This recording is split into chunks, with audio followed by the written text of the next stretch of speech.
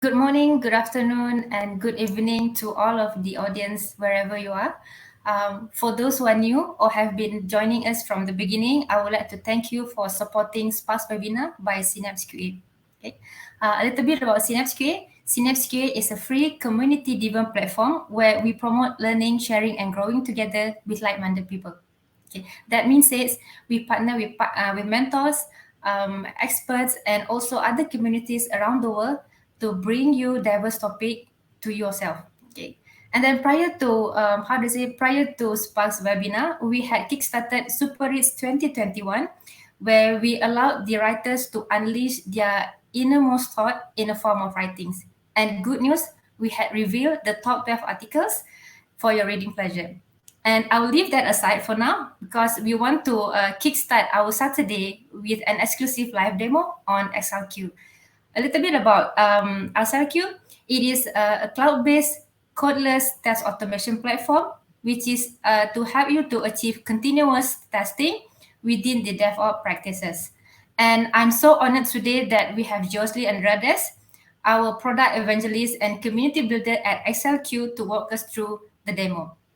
About Josley, I read through his profile and I feel very curious about him because he had over, or I would say about 15 years of experience in software testing industry. And then that includes his working experience with JP Morgan, BNP Paribas, and Infosys to name a few.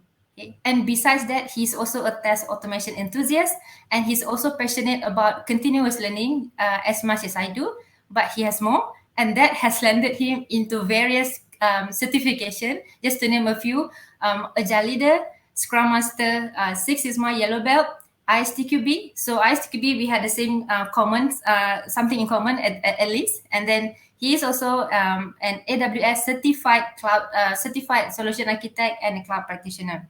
So the reason why we brought him here today because he is also a speaker and have been contributing to various events organized by the Test Track.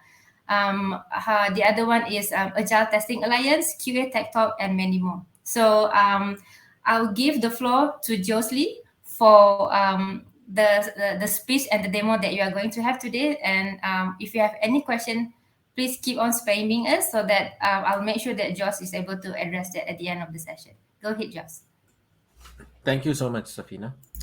Thank you for the Synapse team for giving me an opportunity to present on today's topic. So let me quickly share my screen. Just please let me know if you can see my screen. Can you see my screen? Yes, it's visible. Okay, awesome. Is my PowerPoint visible to everyone? Yes.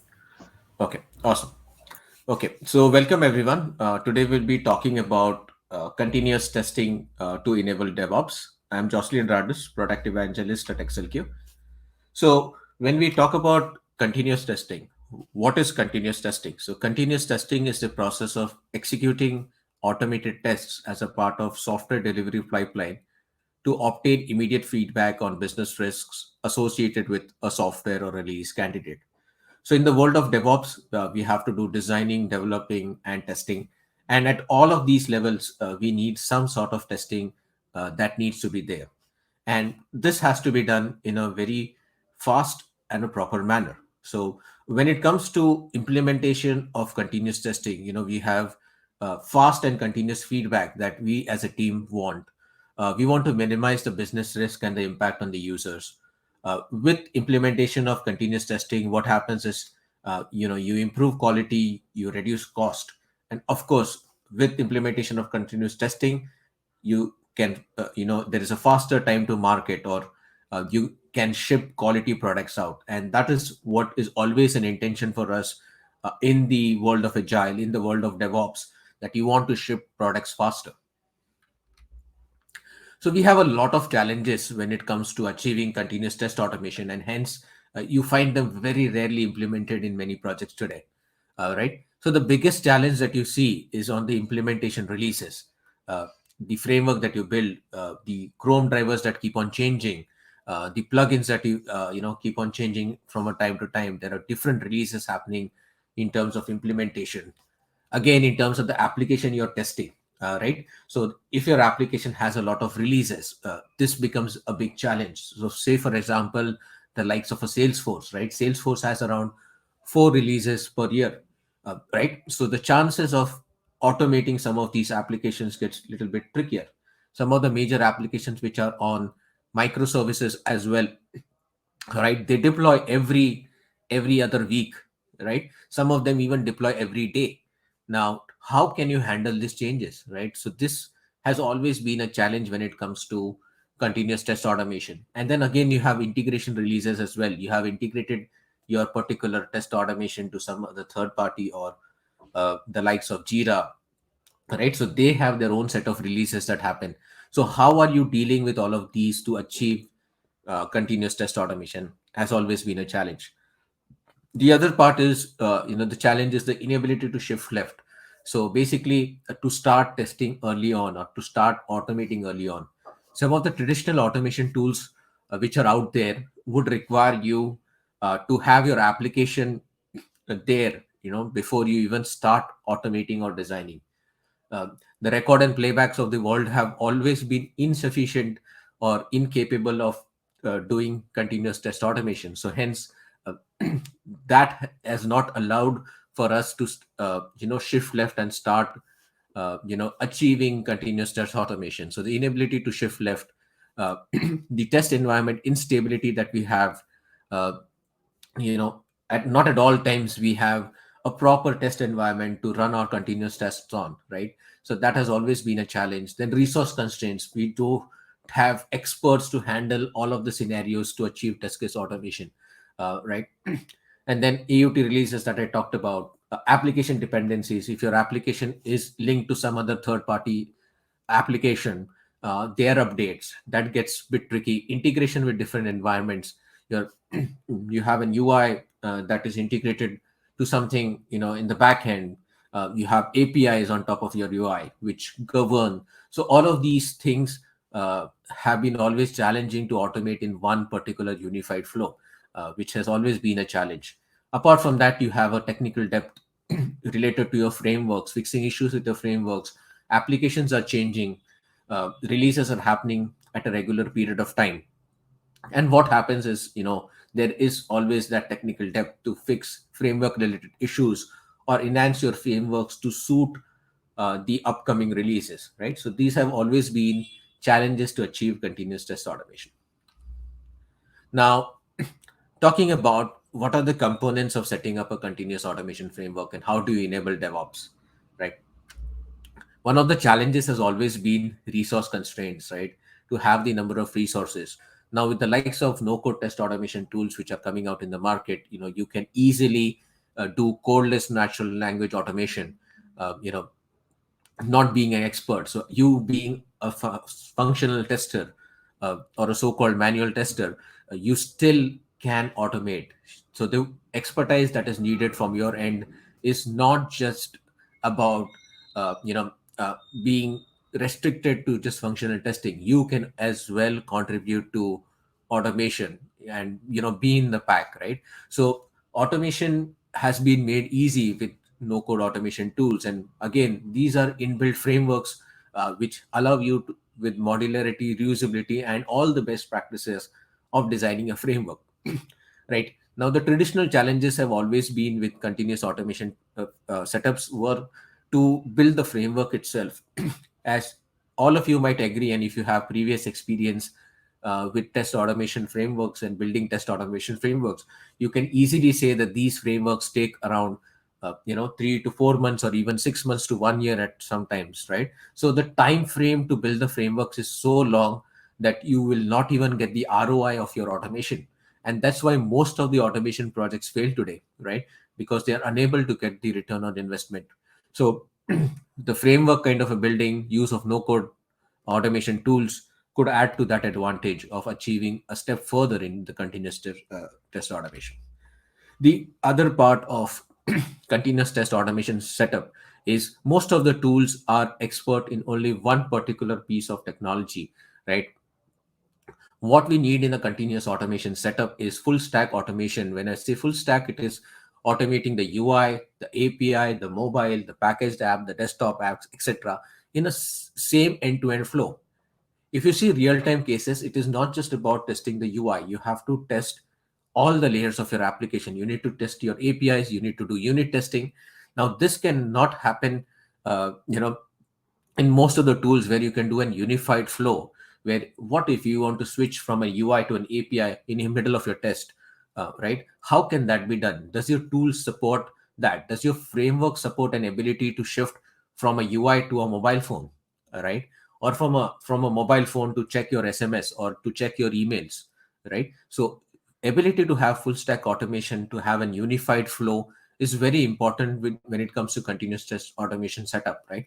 Otherwise, the framework will not be sustainable and successful. The other aspect also lies with how you can easily integrate CI/CD tools, right? For example, integration with Jira, integration with VSTS, TFS.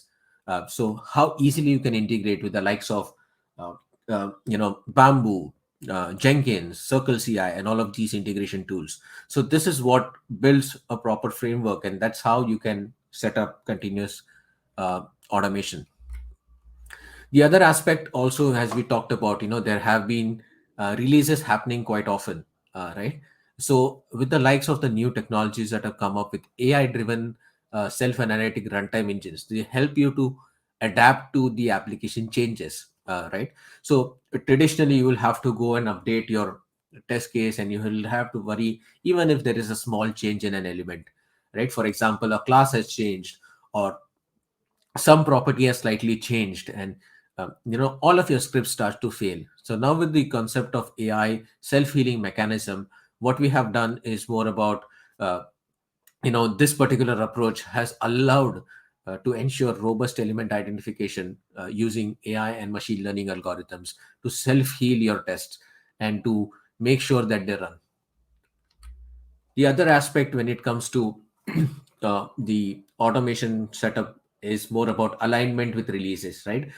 As I talked about, your applications uh, are changing continuously. You need to make sure you know what's happening with your application, uh, what changes are coming front, so that your automation framework is able to prepare for the changes that are coming in, right? So you shouldn't be surprised at the last minute with what the application is providing, right? So alignment of the releases, ensuring there is a smooth upgrade which is happening, or a robust test automation which is happening, is also one of the important things that you need to keep in mind. The next part is business process reusability.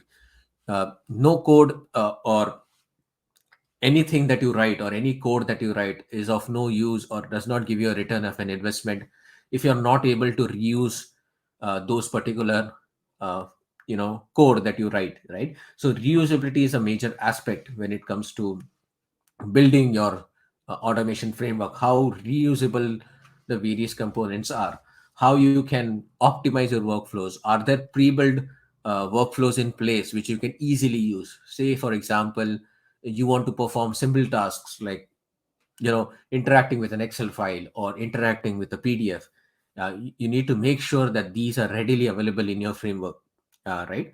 And obviously from a business perspective, you also need to visualize uh, the entire application, and see what all transitions you have covered, what is your coverage looking like, right? So all of these details are very important when it comes to achieving a successful continuous test automation setup. The last point is more about analytic and heuristic for governance. You need to always follow a proper design first approach when building automation, right? So basically, what is your traceability? What are you covering when it comes to designing your applications? How are you designing your applications? Is it able to handle version controlling and change impact analysis? Does it have proper alert mechanisms and notifications in place to alert you in terms of runs, to help you assisting in your automation coverage, right? So these are the major basic points when it comes to setting up a continuous test automation setup and enabling DevOps. So what are the continuous testing best practices? You need to be able to adopt to test driven development. You need to adopt to in-sprint automation, because not at always you will get the application on time. And we always known about this known fact that whenever you are automating, you know, it is very difficult to cope up and finish this in your release. And in a fast-paced sprints, you need to make sure that you are able to design your automation even before the application is ready. So in-sprint automation is also something that one needs to strive for. Again, design and data-driven tests. You need to have integrated end-to-end validations, more about integrating with the UI, API, database, mobile, packaged apps, green screen apps, whatever, right? So the real-time scenarios always asks you to validate all of these layers, right? And it's very important to automate all of these layers. If you see the test automation pyramid itself, it says to focus more on the lower areas of the pyramid, which is more on the API side, more on the unit test side versus the UI side. So it's essential for your framework to also cater to some of these areas, right? And then we need to have pre-release automated validations. You should know what is coming ahead of time so that your framework is ready to cope up with those changes. Risk-based test planning and traceability. You need to know what you need to cover, which are the risk areas that you need to automate, right? So this is important when it comes to continuous testing best practices. And the last point is more about enabling CI and CD, which is continuous integration and continuous delivery. This is really very important, right? There is no point of building an test automation script when you're not able to trigger it as soon as your build has been deployed, right? So these are the important things that you need to keep in mind when you're setting up a continuous testing automation setup. Now, what are the benefits? Benefits are many. Uh, you know, it is more about writing faster automation. You get lower maintenance. That is what should be your target when it comes to setting up test automation. Again, high quality releases. You have no technical debt if you align to all of the best practices I mentioned. Again, once you set this up, you don't need any specialized resource constraints. And if you're using certain tools uh, which do not require programming or no code tools, you don't need specialized resources, and you're easily able to work with and automate, right? And then alignment with CI/CD. As soon as a build is deployed, you can run. You get your notification regarding the scripts. And then application release management. As the application is getting released, you are uh, quickly aligned to that change that is coming in, and this will help you benefit with setting up and following these best practices. So coming to what XLQ is all about and how XLQ can help you with continuous testing and automation platform. So when it comes to shift left or shift right, when it comes to in-sprint automation or functional testing, integration testing, or even to the leftmost side, which is more about release regression, XLQ supports all of these layers of automation.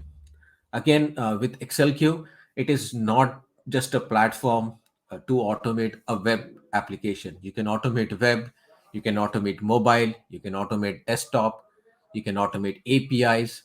We do also have a manual setup as well, where you could store your test case repository and manage your test case is as well. And of course, we are capable to an extent where we could even automate green screens completely with no code. So I'll be showing you the power of all of these aspects of how to automate in web API towards the next section of the demo, where you will get a clear idea of how all of these can be achieved. Right. Apart from that, we have inbuilt version controlling. XLQ is among the probably the only tool which has inbuilt version controlling in test automation. So we have our own inbuilt version control setup that is deployed in XLQ. We have easy plug and play integration with CI/CD, which allows for change management, test stats, and management. Of course, it's an AI-powered no-code tool. I will show you how easy it is to automate using XLQ in some time. We have pre-built orchestration engines to serve the likes of complex applications like Salesforce, Encino, Pega, SAP, ServiceNow, Microsoft Dynamics 365, etc. So we are an official Salesforce partner an official Microsoft Dynamics 365 partner as well. So whenever some of these applications are bringing about changes or doing their pre-releases, XLQ comes to know about it, and we are prepared to handle some of these. While automating using traditional frameworks has always been a challenge, especially for the likes of Salesforce, because they have dynamic objects, they have Shadow DOM elements used, and it's not a straightforward way to automate some of these applications in a traditional approach. So with XLQ being, the Salesforce partner being listed on Salesforce App Exchange, we have that partnership with Salesforce to easily automate, and we have an orchestration engine which allows you to automate this really very fast. Apart from then, when it comes to running your tests with from XLQ, we have our own XLQ farm, device farm. You can also run it on-prem. We have Docker containers, and then you can run it using Docker containers. You can run it using even third-party device farms of the likes of BrowserStack, Sauce Labs, Perfecto, etc. So we have an integration with external device farms as well, if one does not need to use our current farm. Right. And then obviously, as a part of CI/CD, you need to integrate with other external systems like Jira for test planning, requirements management. So XLQ is an easy way to plug and play into Jira, the likes of Azure DevOps and Jenkins, right? And we also have integration to schedule your runs to in a CI/CD fashion to the likes of Jenkins and Bamboo and Circle CI. The moment your build is deployed, your test automation automatically runs. So I will also show you that uh, in my demo as I take it further, right? So XLQ, as we talked about, is a SaaS-based model. We do have an on-prem or a behind the firewall setup as well, if you're interested. But overall, there is hardly any setup to do. It's more everything is all on the cloud. The only thing that you need to do when it comes to getting into XLQ is just to log in into the cloud. Okay, so let me quickly start with a demo and show you everything in action. So let me know if you can see my screen. Yep, I can see. Awesome. Okay, great. So let me quickly change to a blank slate project so you can see how easily it is to automate using XLQ. So just give me a second. Let me change it to a blank project. So in this demo, I'll be walking you through steps of how we can automate using web, how we can automate an API, how we can automate database checks, and I'll walk you through how you can do mobile test automation, right? And how you can do a unified flow where you want to, say, use an API call and use a web as well, and various other things as we go in the next few 20 more minutes. Okay, so let's quickly start. So this is our XLQ platform. Again, the login is more like it's on the cloud, so you just have to log in and you will be able to see this screen. So we just quickly create a scenario. What I'm going to do here is this is a sample web application, which is adding the username, adding the password, clicking on sign in, and we'll just log out. Okay, so we'll do this quick simple scenario so you get a feel of how things are done in XLQ. Okay, so before I create a scenario, I'll just capture this context. So you just say create context. I say QBank login page.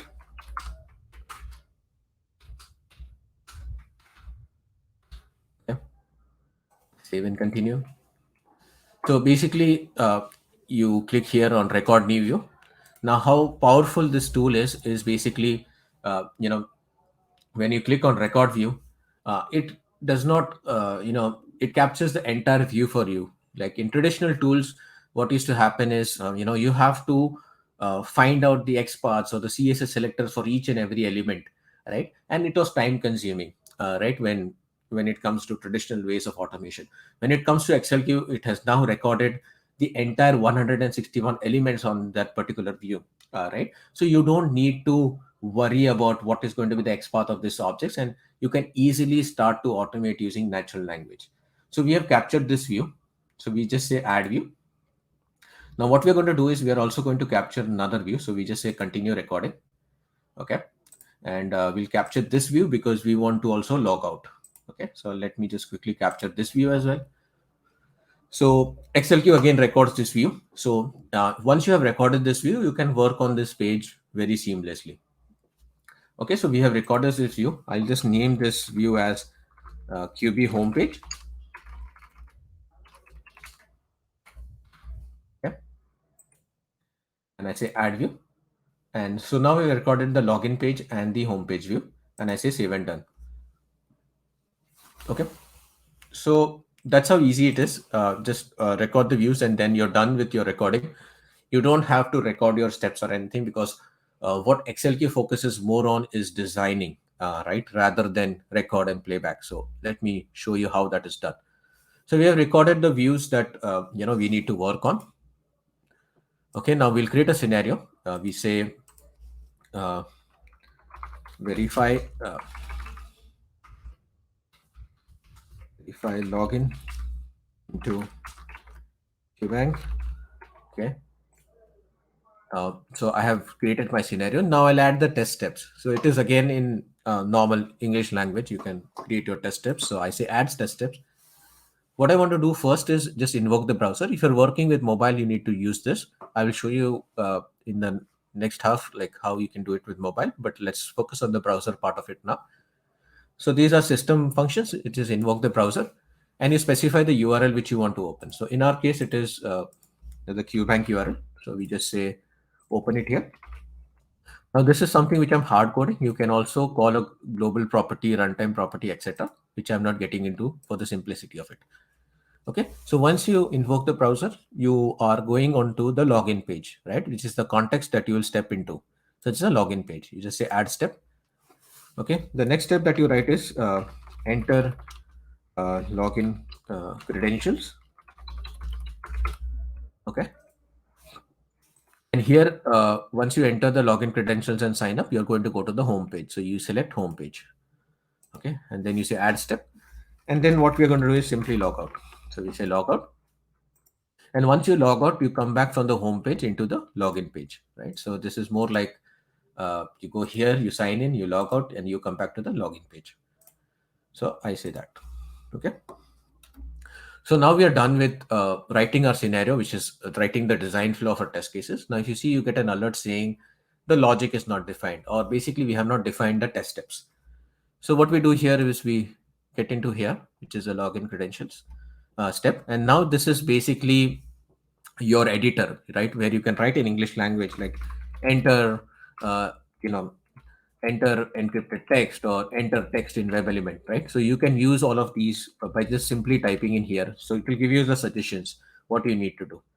Or else the alternative way is just to click on this particular item that you have already recorded and just right click here. The AI will intelligently suggest you the probable actions that can happen on this particular field. Right. So for example, this one is telling me to enter text in web element. So I do that. For now, I'm just hard coding the values. You can also parameterize these values. We have various options you can do here in terms of global properties, parameterizing it, etc. So for now, I'm just giving it as a literal.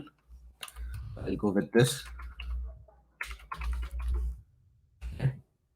I specify the name of the object, so I give it a username, and this is all about it. The AI automatically captures the DOM structure and gives you the unique element identification properties to identify this particular object. So we just say save, and that's about it. So that's how easy it gets. And then you get for encrypted text or password, you say enter encrypted text. For now, I'm hard coding the password. Yeah. And then you just say password input. Say okay. Again, the AI captures the DOM structure for this. So these are basically elements and the parent attributes associated with it. Okay. Just say save. So we entered the password, and the next step is just click on web element, that is sign in. Okay, so just right click here, again click on the web element and sign in. So that's how easy it gets. You can work a lot with conditional statements. So like if else, or if you just type conditional, you will be able to see. You can work with if else, uh, else if, continue, etc. You can work with PDFs. You can work with Excels, right? You can work with databases. It's something I'll show you as well in the next point of the demo. So you can work with various you can work with email servers, connections, filtering emails, sending emails, verifying emails, etc. So lots of options are available here when you want to write complex real-time scenarios. Okay, so we have just clicked on sign in here. So this test case is done. Then we'll quickly click on logout. Okay, so we go here and we just say click on logout, and that's about it. So this is how easy it is to build a test scenario, right? It's just natural English language. You're not doing anything. There is no programming skills involved here, and you don't need to worry about identification of experts and any other stuff for that matter. So voila, our test case is done, and you just have to run it now and test it out. So when you're running this, again, in the concept of CI/CD, you can run it now. You can schedule it for a future run. You can integrate it with CI jobs. You can run it on various browsers. You can select which browser to run it on. You can run it on various environments, test environment, pilot, stage, production, whatnot. You can control how you're going to capture screenshots, comprehensive only on errors, etc. The default page load times. You can parallelly execute your tests, right? If there are 2 or 3 tests, you can run threads in parallel. You can enable self-healing during runs. You can enable troubleshooting as well during runs. You can also notify about your results using an email or send it to a Slack channel. So this is also a possibility. So in the interest of time, I'll just keep it default and I'll just quickly run this. So when you run this particular scenario, what happens? The agent is set up and it calls the agent, and you can track the progress of the agent. So it will wait for the agent. So irrespective of your wait time, depending upon the number of test cases, the agent will take an initial time to set up, and then it's more like flawless and continuous back-to-back runs that happen when it comes to dealing with agents. Okay, so let's give it some time for it to run. Okay, and let's wait for our test case to run. Okay. So if you have any questions, you can key it into the questions tab. Probably I'll take it towards the end of the session, right? So just key it in. I cannot see your questions right now, but yes, definitely any questions coming up in your mind as we go across this demo, just please let me know. Okay, so let's wait for this to set up and start running. Okay, we have an agent dashboard as well where you can figure out what's happening. So we see that our test execution has started here. So it will go into QBank application. Okay, it will log in, it will sign in, and then it will log out. Okay, so that's how simple this particular writing is there. These are synchronization for a context which you can set up on the context. So if you see for a particular context that you write, you can set up synchronization points. So the moment you set up any synchronization, so this is basically a double check or a double security that you want to do for your screens. You can just say wait for element logout to exist, and that's about it, right? So once you do this synchronizations, these warnings will go away, right, when you synchronize. So this is just a double check. Irrespective of not setting up synchronization, you will still your test will still run. So like a normal report, you get what our steps were carried out, what happened with regards to the execution. You get a slideshow as well, saying what happened. You entered the username, you entered the password, you signed in, and then you logged out, right, and then you came back to the login screen. So this is a report that you can generate. You can also easily connect to the likes of Jira, where you want to easily log a defect there. So I'll show that in the next half of the demonstration. Okay, awesome. So we're done with automating a web sample. Now let's see how we can automate an API. Okay. Again, API is as seamless and as easy as possible. So I'll show you how to do that. Let me just create a sample API context. Okay. Now APIs do not involve interaction with the UI. So we are not going to record any view here, right? So APIs are always in the backend. So let's quickly, I'll just create a dummy action for you. So we have one API. We have a login API that we have to authenticate QBank. So we'll use this particular API, okay, for our demonstration purposes. So let's say login into QBank using API. Okay, we select the context, which is API context. One thing important in XLQ to know when you're working with APIs is to select is a library context. This indicates that whatever you're going to write in the action logic is specific to an API. So you just say is library action, say save and continue. Now you are into our editor again. So XLQ supports automation of SOAP and REST APIs. So our API into consideration is REST. A similar fashion, you can easily automate SOAP as well. Okay. So let me quickly select REST. Now, as easy, you will be having the API endpoints from your developers. So you can key in the endpoint URL. You can type in the name. So say the API name is login into QBank. Okay. And then this is a post method. So you say post, you say next. Now you have to pass a payload. What does the API expect? So the API expects username and password to log in. So you pass in the payload.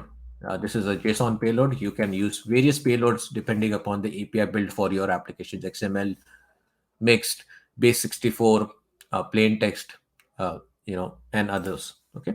So you put the specific payload here, which is username and password to log in using the API. You can also see the outline of this API. Right now, we have hard-coded the username and passwords. You can also call it from a input-output input parameters or local variables. You can also use a global property, etc. We are not doing this in the interest of time, but yes, you can parameterize these values as well. So you just send a request and you get your response here. So status code 200 means it's okay. You can add in verifications here simply by hovering over and say add verification. The moment you add the verification, you see that one has been added here, which shows that this verification is added. So you can compare the statuses. You can compare the headers. So I'm comparing the header. Say server name is Cowboy. I'm comparing the responses. Say I'm comparing the name as Thomas. So add the verifications here. Again, you can add different verifications here. This as a literal, as an action parameter, global properties, etc. So these are the things you can do. So you can add in your verification as easily as you see here. You can also pick out values from the response. So say, for example, I want to pick out the access token. Now this is a value, or this is the response value I want to use in some other API, or I want to use in my UI, right? So you can also get the response also, right? So you don't have to worry about what the JSON path is to get this response. You can simply hover over a particular field and you will see this JSON path automatically generated for you. Okay, so let's say we have access token here, which is this one, which say we want to use in some other test. So you can just simply copy this particular JSON path and then you can use it. So once you're done putting in the response information, adding your validations, you just have to click on save. Now what XLQ does is it automatically generates the code for you, right? In traditional ways, it was really very complex, or using tools to enter all of these, right? So setting up an automation is as easy with these two liners. You're invoking a response and you're verifying the response as well. This is how easy it is with XLQ. Right now, we also captured and we want, say, an access token out from this particular response. So you can just simply type get value or get node from REST response, right, and specify the XPath that you copied, right, and then specify the REST response call, which is the reference name that he gave. So it was login into bank. Okay, and that's about it. Just for this demo purpose, I'm just adding it into a local parameter so that you know that we have captured it out. So I just say access token. So I'm saving it as a local parameter. Okay, and what I'm doing is I'm just printing it out. Okay, so I just say print, and I just say as for our information, we are just printing it out here. Okay, so I'm just printing what we have captured here. So this is how simple it is to automate an API.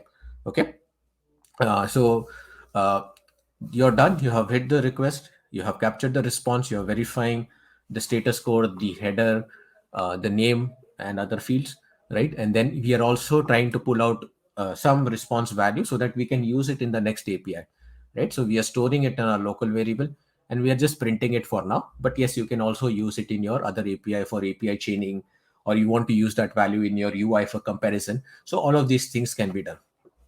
Okay, so let's do this. Any questions on API, just key it into the Q&A tab while I run this. Okay, so I'll answer them soon. So you run your test. Okay, again, it does not have a web browser because it's an API. It does not interact with web elements or UI elements. So you see this blank. So go ahead and run this. So yeah, let this run. We'll come back to this. In the interest of time, I'll just quickly shift on to the other tenant. So I'll just quickly show you how easy and similar it is when you want to do the same thing using a mobile app. Okay, so we have this mobile app here where we have written the same scenario for login, right? So here what you have done, instead of invoking the browser, you need to initialize the mobile device and load the application. Now what I've done here is I have integrated this with Browser Stack. So what you need to do is you need to type the app provisioning type, which is cloud provision. And then here Browser Stack gives you its own application information of the app that you want to run your test on, right? So you have to specify that particular application yeah, key URL, which is given by Browser Stack. And that's about it. You can also run your test on your local device or various other farms or XLQ farm as well. Okay, so this is just a sample which I'm integrating it with Browser Stack. The next steps are simple and as easy as how you did it with the UI part. So like navigating to login, it's just more about touch and tap, which will vary when it comes to UI, where we were doing click on an element, right? So when you see a particular mobile view that you record, it will give you the list of mobile actions that you can perform versus the web actions, right? So you just have to click on whatever action you want to perform, like touch and tap on the mobile element, and that's what it will generate here. Okay, so the mobile app is as simple. Like login credentials also is going to be the similar one, where you're entering into a mobile element while you're securing the mobile input field and password and touch and tap, right? So on your mobile application, the same way, just right click here, you'll get the list of actions like enter into mobile element, enter into encrypted text and password, uh, touch and tap, right? So in the mobile, it's more about touch and taps versus click. So you will see these kind of actions which come in here, right? And then you can also log out of the application, which is again simple, like it's using touch and tap. So what we are doing here is we are clicking on this menu button, and then uh, you know we are clicking on the logout in the mobile element, right? So that's about it. So anything you want to do here, just right click here on that element and you can do a touch and tap. Okay, so that's how this works with mobile apps. So it's as simple as how you can do the UI aspect. Awesome. So let's go back to our API run. So our API has run now, and you see the API that's run, it verified the status, it verified the server, and also it captured the token value using the get value of node command and using the JSON path, and then it printed it out so that you can use it in some other API call or UI call or etc. Okay, so that's how easy it is to automate API. And I talked about uh, the uh, mobile aspect part. Okay, how to automate using mobile.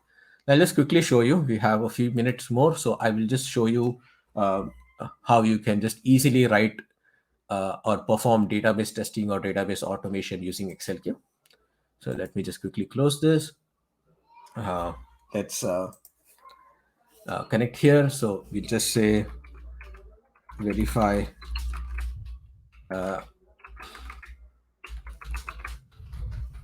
connecting to Postgre database. So we are just using one database which is available for here for testing. So we'll use PostgreDB database. For now, I'm just using API context. You don't need to, let me use homepage context. Right, you don't need to worry about this. Depending upon your use case scenario, you can select which context you want to perform database actions on and stuff like that. Okay, so I'll just say save and continue. I'll just say current context, not worried. Okay, so save and continue. So now we'll see how we can connect to databases. So you can ignore anything over here. Okay, in terms of the view, we don't need this. Okay, so let's see how we can write. Okay, so here is a Postgres database credentials we have. So let me just quickly move it here. Okay, now what we want to do is we want to connect to a Postgres database. So as easy as is, as an editor, just type connect to DB. You will get a list of database you can connect to. For us, we want to connect to Postgres SQL database. So you just type the section name. So I just say Sparks demo. Okay. Okay, I type the server name. The server name is you'll get it from your developers or your architect team. They can give you that. So I'll just say 35.27.247.49.109. That is the server name that we want to connect to. And then we have the port number, which is 5432. The name of the database is Sailor. So we just say that. We have the username, which is HQ tester. Okay. And then the password. Okay. So we are done adding the username, password, etc. And we have done connecting to the database. Now what we want to call is we want to execute a database query. So we say execute database query. What is the query we want to execute is the intent is we want to just get the minimal price amount for Lake Tune, say for example. So I just simply write a query saying select star from product underscore product, which is the table name. And we pull out this particular value. Okay, so I just put this query here and say enter. Query reference name could be get. You can say okay. I don't want to capture this value, so I just say ignore. So we have captured all of the products which have name as Lake Tunes using select star, and then you can easily get the particular value. So you can just say get db. You can just type get db or whatever, get database field, and you can say the query reference name is product rows. Okay, that is the number of rows fetched by this particular database query. So we say product rows. Okay, and let's just say row number 1 for now, and the column that we want is minimal variant price amount. So we take the column name here, and sorry, just mix it up. I'll change the column name to minimal variant price amount. And let's just capture this in a local parameter. We say product amount. Okay, and we just log this information just for our purpose that okay, yes, it has fetched the proper value. Awesome. So what we have done here is as easy, just connect to the database. It all does it for you using natural language. You need to just make sure you have the credentials of your database. So we send in the IP, the port number, the database name, the username, and the password, write a query of what you want to fetch from that particular database. And then, you just get specify the column that you want to pull out or various other things you can do along with natural language. And we are just printing this. Okay, so that's about it when it comes to database testing. We will run this, and I'll try to quickly show you a few more things in terms of other powers of XLQ while this is being run. Okay, so let's just uh, let this run. So yeah, to end it, I'll just quickly show you some of the other powers we have within XLQ. So the most unique one, which we talked about, the coverage part, right? XLQ has a wonderful universe which shows you the interaction between your pages and the various actions you do that. Now, XLQ is the only tool out there which gives you such an exhaustive universe, which tells you about the coverage of your entire application and the various interactions between them. So this is the XLQ universe that you see here on the screen. Uh, this is of a sample universe that is built. Now this is something you don't have to build, it organically gets created, right? In terms of other things, we have a powerful reporting dashboard that you get. So this is an example of that dashboard where you get in your test suite how many test cases passed, how many test cases failed, the various test case execution histories, the coverage mechanism, number of stories covered, integrations with Jira. You can also view different perspectives, how many test cases passed per module, uh, on priority based. You can also integrate it to Jira. So let me just quickly show you an example.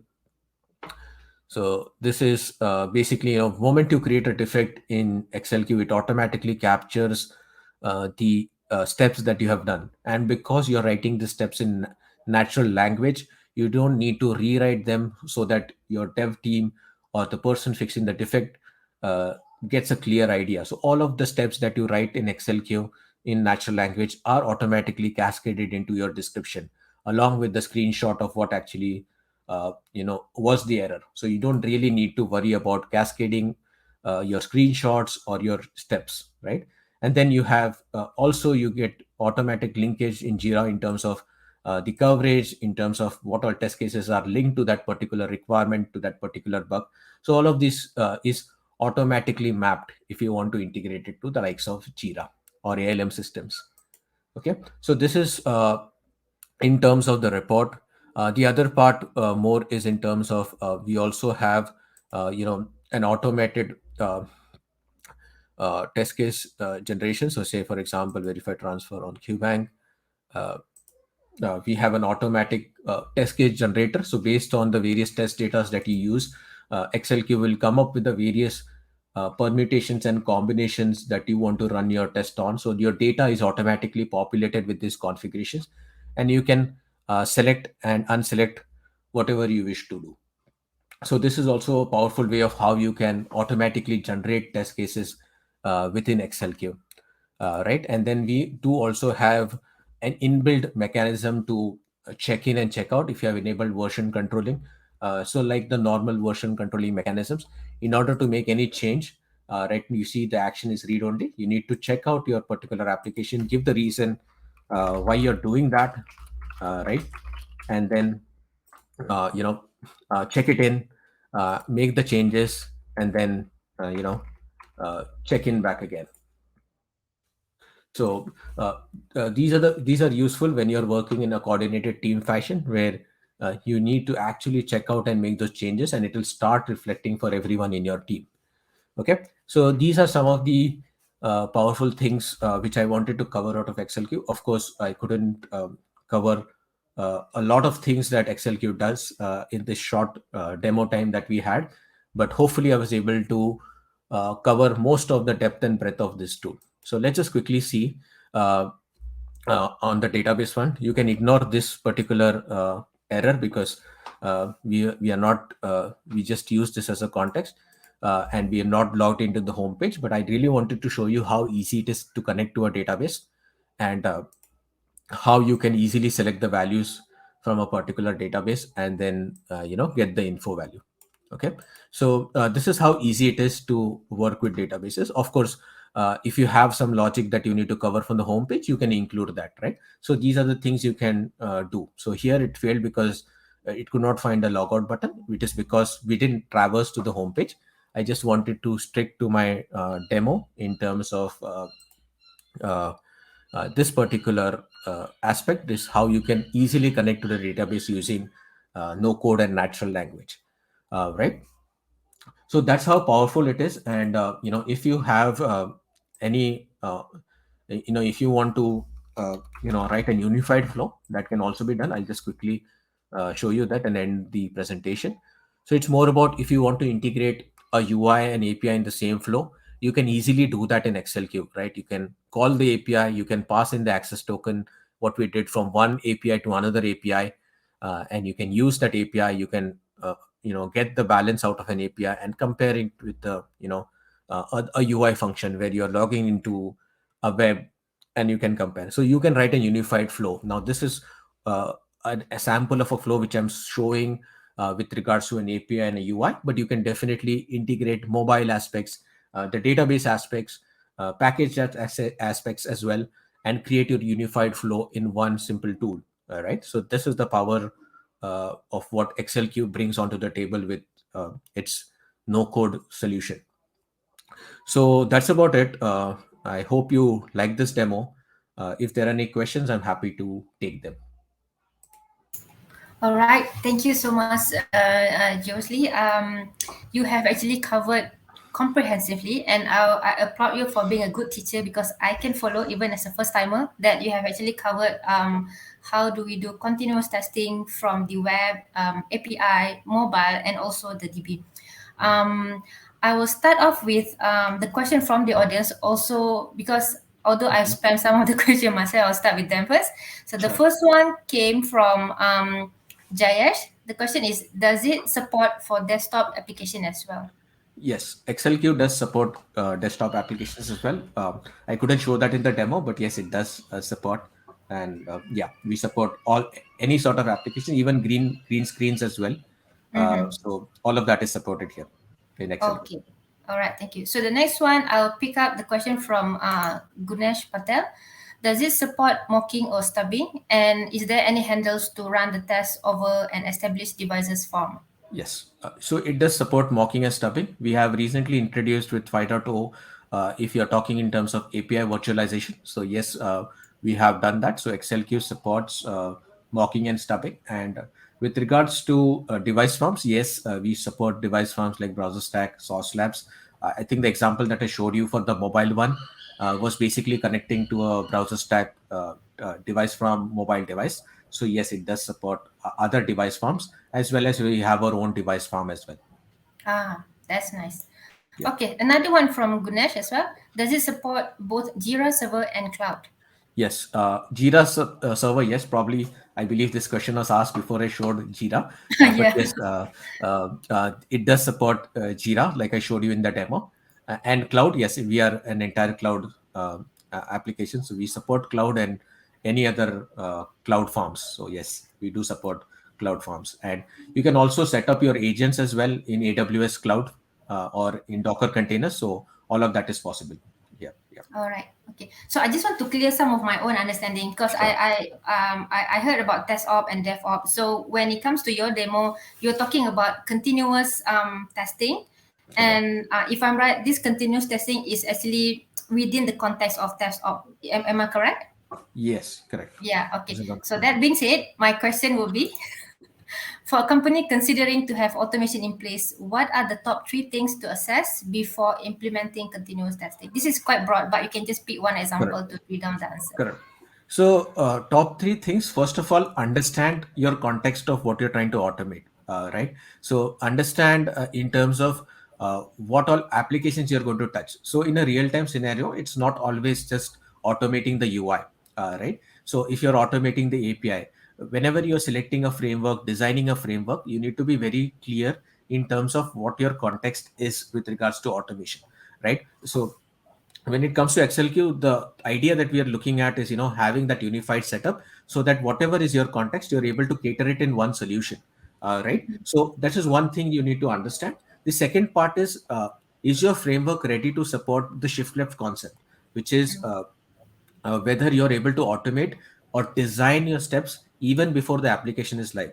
Because as testers, we normally know we also get very less time to even functionally test in a fast sprint environment. If a sprint is 1 week or 2 weeks, right? So irrespective of that, automation should not be an overall hurdle to your testing, right? So with regards to that, you need to keep in mind that whatever framework you set up should be capable to allow you to shift left and automate, right? So this is one important thing also that you need to do when you're selecting your framework, whether you're able to design and set up and do things even before your application is live.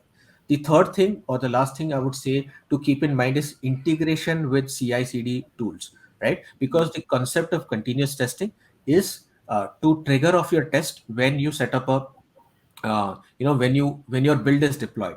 Why? Because you're trying to avoid having testers be there when your build is deployed, and that is the power of scheduling, right? So you need to make sure your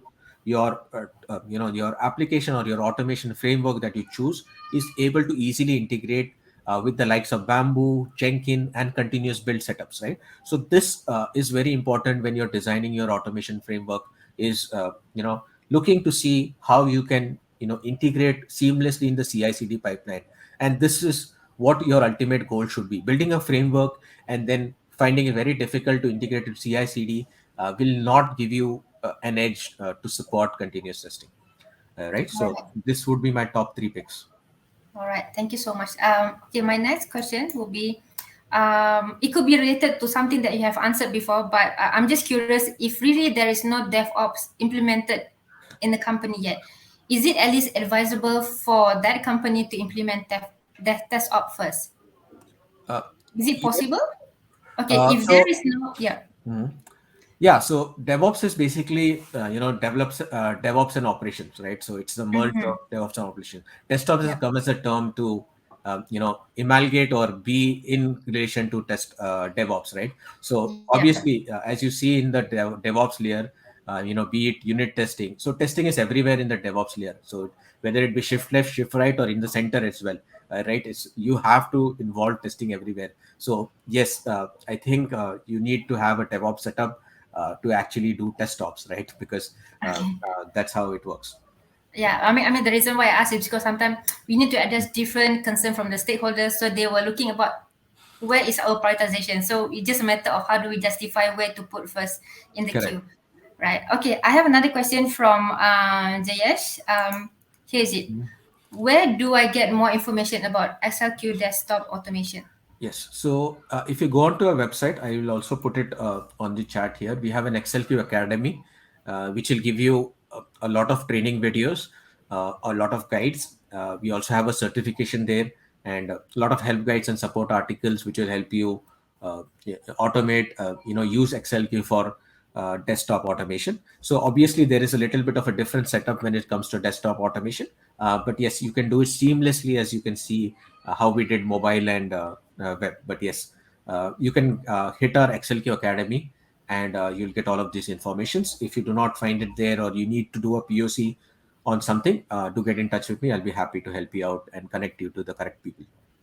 All right, that's great. Okay, and the final question that we have is from Nitin. For Mhm. mobile app automation, does it cover both native and progressive web app? Yes, it covers both native and progressive web apps. Yes. So yes, what we have done with the trial versions as well, in case you are more interested to try and test this out as well, we are giving free trials, and we'll also assist you doing your POC with your actual applications that you have in your projects, because not often we get that opportunity. But yes, we will give you that kind of a license, since we are still commercial, right? And we'll be looking to go freemium soon. But it's more about, you can do your POC. We will give you the support that you need to do POC on your applications and assist you on that training. So if you're looking for a free trial as well, get in touch with me, or you can submit for a demo or for a free trial. We'll be definitely there to help you out and get going. All right. Okay. I scrolled through the question. I actually missed out the question that I had. But before that, let me check on the chat whether is there any other question. Okay. There's none from the chat queue. So my last question will be, I understand that you have actually explained how powerful the tool is and how comprehensive it can cover in terms of supporting the continuous testing. But in your own word, what makes SLQ unique? I believe lots. So I have been into the test automation space for quite some time now and experienced a lot variety of tools.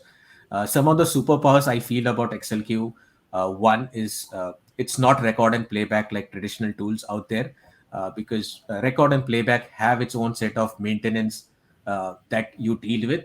If you have ever used some of these tools, you will know how difficult it is in terms of maintenance and customizations with record and playback. So I think that is one good point when it comes to XLQ. The other part is recording in one go.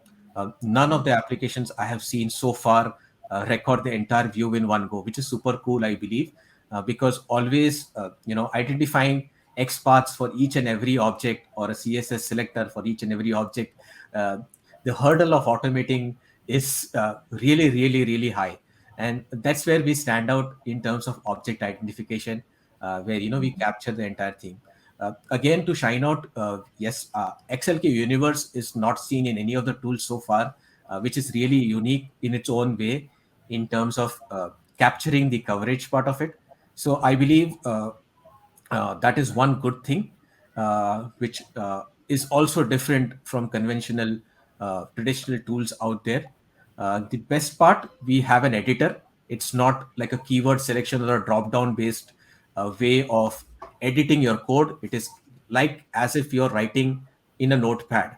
It's as seamless as possible, right? So even a small step of selecting in a drop down gets very difficult. If you have used some of the traditional tools out there, you will know how difficult that is, to customize, select data, select a particular action, because the number of actions when you see while selecting a drop down gets really difficult. And what XLQ is trying to solve more is to be find a sweet spot between focusing more on design, right? It's all about design versus record and playbacks, and the likes of open source, right, where you get a lot of customizations. So we want to bring the best of both the worlds together, and that's what is our vision when it comes to XLQ. We want to focus on giving that ability to customize an automation script and design principles, as well as give the capability to design using no code very easily, right? So we want to be into that sweet spot, which is between traditional open source and record and playback. So that's what the ideology of XLQ is, and I hope I was able to convey all of these in my demo so you could see the exact power. But these are the key highlights which stand out for me when I use XLQ and saw it for the first time. So yeah.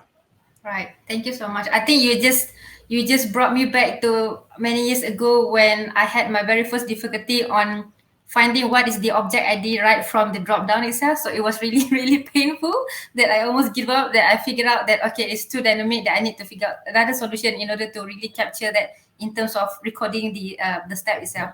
Yep.